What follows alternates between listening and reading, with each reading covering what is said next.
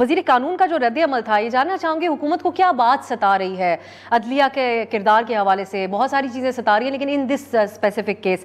وزیر قانون نے کہا کہ اگر عسکری دفاعی ذمہ داریاں بھی عدالت نے اٹھانی ہیں تو پھر نظام کیسے چلے گا؟ لیکن عدالت کے روبرو تو ایک شخص کے اٹھائے جانے کا معاملہ ہے جو کہ ایک شاعر ہے، تو یہ دفاعی مسئلہ کیسے ہے حکومت کے لیے؟ دیکھیں، اس کے اندر بات یہ ہے کہ انہوں نے ایک پرنسپل کی بات کی ہے۔ دیکھیں، جو جوڈیشری ہوتی ہے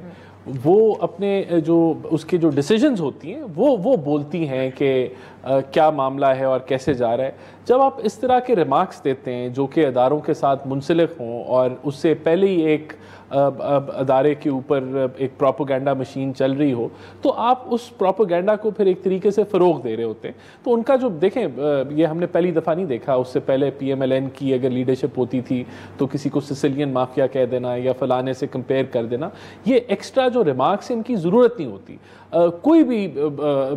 بے شک لوور کورٹس ہوں، ہائی کورٹس ہوں، سپریم کورٹ ہو، اوورآل جو جتنے بھی جسٹسز ہیں، اگر وہ ان کے ڈیسیجنز بولیں تو وہ ویلکم ہے، اس کو اپریشیٹ ہم کرتے ہیں اور ہونا بھی اصولی طور پہ ایسی چاہیے۔ لیکن اگر ریمارکس جو ہیں ان بٹوین اب ٹرائل چل رہا ہے، کوئی آپ کو ابھی حقائق تک آپ پہنچے نہیں ہیں اور پہلے سے ہی آپ ایسے ریمارکس دینا شروع کر دیں جو کہ جو ہے اپریہنشن کریٹ کرنا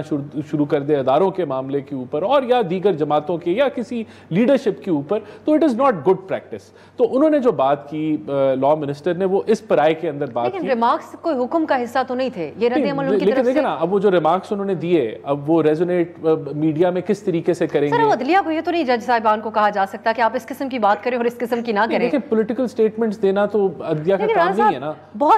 اب وہ دیکھیں یہ معاملہ، سوری معذرت کے ساتھ آپ کی بات کاٹ رہی ہوں، یہ معاملہ لوگوں کے اٹھائے جانے کا، مبینہ طور پہ گمشدہ ہونے کا یا جبری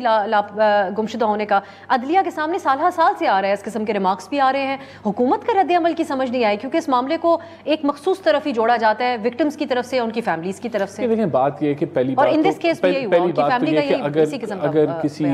شاعر کو ابڈکٹ کیا گیا ہے تو it is not some thing کہ جس کو ہم کہیں بڑا اچھا ہوا ہے یا بالکل نہیں ہونا چاہیے، یہ دس از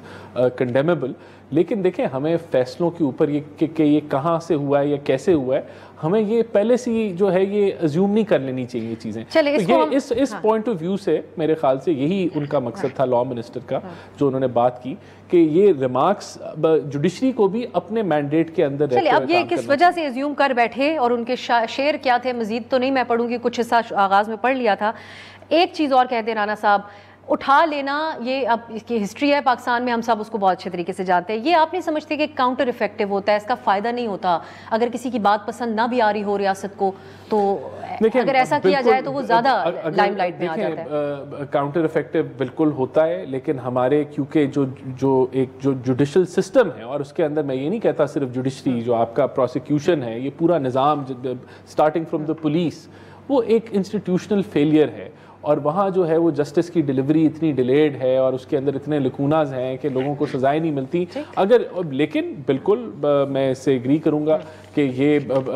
کسی کی اگر ابڈکشن، لیکن یہ چیزوں پہ تو فیصلے اس حد تک پہنچیں گے